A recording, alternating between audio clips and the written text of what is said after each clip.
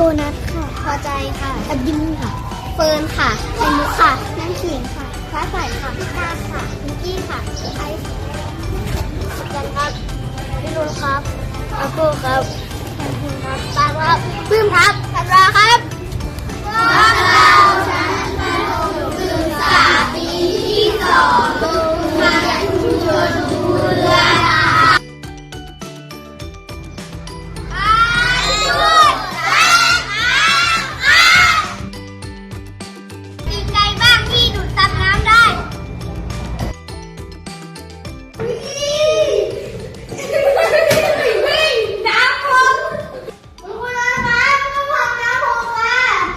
บอกให้เพื่อนเอาผ้ามาเช็ด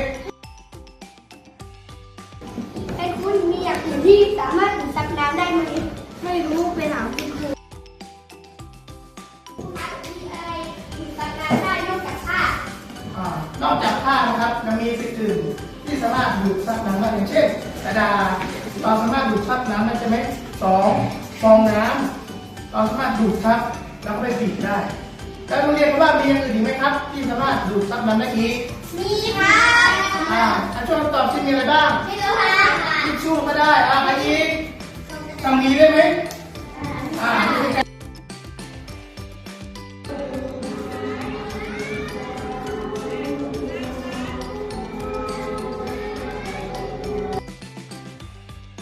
ไปฝากคุณครูมาแล้วว่ามีอะไรบ้างเรามาทดลองกันดีกว่าผ้าครับ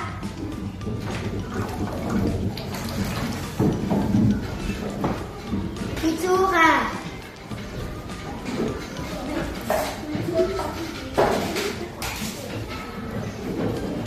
ฟองน้ำครับ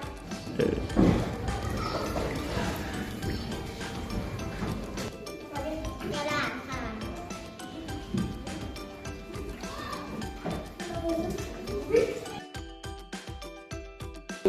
จากการทดลองเมื่อกี้มีผ้ามีกระดาษทิชชู่มีฟองน้ำแล้วก็มีกระดาษดูดซับน้ำได้เยอะมากเลยค่ะ